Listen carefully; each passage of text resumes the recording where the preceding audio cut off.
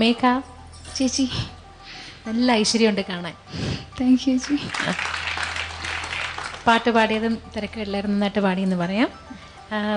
എനിക്ക് ഒന്നിട്ട് സ്ഥലങ്ങളിൽ തോന്നിയത് ആ മിഡിൽ പല്ലവി ഒന്ന് ബ്രെത്ത്ലെസ്സായി ശ്വാസം പിന്നെ പാഞ്ഞിടുന്നു.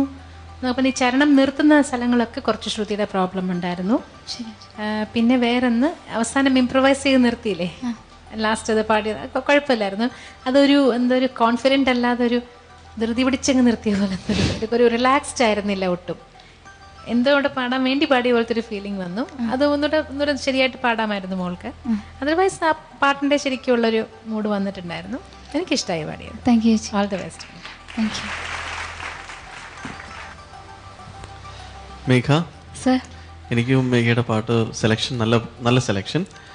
പിന്നെ ചിത്രജി പറഞ്ഞ പോലെ തന്നെ നല്ല ഒരു അപ്പീലാണ്, നല്ല ഐശ്വര്യമുള്ളൊരു പ്രസൻറ്റേഷൻ ആയിരുന്നു. Thank you sir. ഓവറോൾ പാട്ടിൻ്റെ ഫീലും ഏതാണ്ട് ഒറിജിനൽ മാതിരി തന്നെയാണ് പാടിയത്. പക്ഷെ ഫൈൻനെസ് കുറവായിരുന്നു, കുറച്ചും കൂടി കോൺസെൻട്രേറ്റ് ചെയ്യുന്നത് പല സ്ഥലങ്ങളിലും ഷാർപ്പ് ആവുന്നൊരു ടെൻഡൻസി ഉണ്ടായിരുന്നു ചില ലൈൻസ്. പിന്നെ പാട്ടിൻ്റെ അവസാനം ശരിക്കും ഒരു പ്രശ്നം തന്നെയായിരുന്നു. അതൊരു ക്ലീൻ എൻഡിങ് ആയിരുന്നില്ല. നമുക്കൊരു എന്തൊക്കെയോ ഒരു പാടി കൈവിട്ട് പോയി നമ്മൾ സ്ലിപ്പ് ചെയ്ത് വീഴുന്നൊരു ഫീലായിരുന്നു. ഒരു സേഫ് ലാൻഡിങ് ആയിരുന്നില്ല, ക്രാഷ് ലാൻഡിങ്. ബ്രെത്ത് കിട്ടിയില്ല. എവിടെയെങ്കിലും നിർത്തണം എന്നായിരുന്നു. എങ്ങനെയെങ്കിലും പാടി വീട്ടിൽ പോയാൽ മതി എന്നായില്ലേ. ബ്രെത്ത് കിട്ടാണ്ടായപ്പോ ചളവാവുന്നതിലും നല്ലത് പെട്ടെന്ന് അങ്ങ് പാടി നിർത്താൻ. പക്ഷെ ചളമായല്ലോ, ചളവായി. പെട്ടെന്ന് പാടി നിർത്തിയെങ്കിലും ചളമായി. അതുകൊണ്ട് അങ്ങനെ പെട്ടെന്ന് പാടി നിർത്താൻ വേണ്ടി ചളം കുളം എന്നുള്ള കാര്യങ്ങളൊന്നും ആവാതെ നീറ്റായിട്ട് നിർത്തണം. ഓക്കെ, അല്ലെങ്കിൽ എനിക്ക് ഇറ്റ് വാസ് ഇൻട്രസ്റ്റിംഗ്, നൈസ്. എനിക്കൊരു ഡൗട്ട് കൂടെ ചോദിക്കാണ്ടായിരുന്നു. കോടിമുണ്ടുടുത്തും കൊണ്ട് ഓടി നടക്കുന്നു, അടുത്തെന്താ പറയാ? ഓമന ബാലന മോണക്കിളി. കോമള ബാലനല്ലേ? കോമള ബാലനാണ്.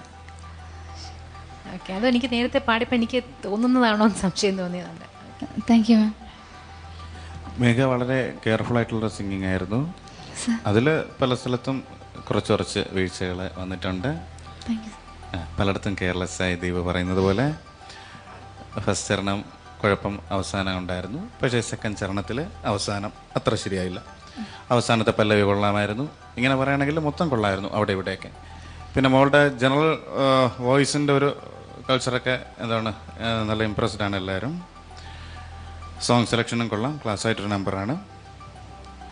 ഓൾമോസ്റ്റ് നന്നായിട്ട് പെർഫോം ചെയ്തു എന്ന് എനിക്ക് പറയാൻ കഴിയും. Thank you sir. മേഘ, ശരിക്കും ഓണം വന്നൊരു ഫീലായിരുന്നു. മേഘയുടെ ഡ്രസ്സിങ്ങും പാട്ടും എല്ലാം. Thank you. Very nice. Anyways, judges എത്ര മാർക്കാണ് നൽകിയിരിക്കുന്നത് നോക്കാം. ആദ്യം ദീപകേട്ട, out of 30.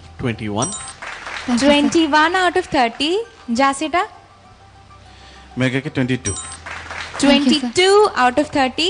Chitraji, out of 40? 32. 32 out of 40. അപ്പോൾ മേഘയ്ക്ക് സെലിബ്രേഷൻസ് റൗണ്ടിൽ ജഡ്ജസ് നൽകിയിരിക്കുന്നത് 100-ൽ 75. Thank you.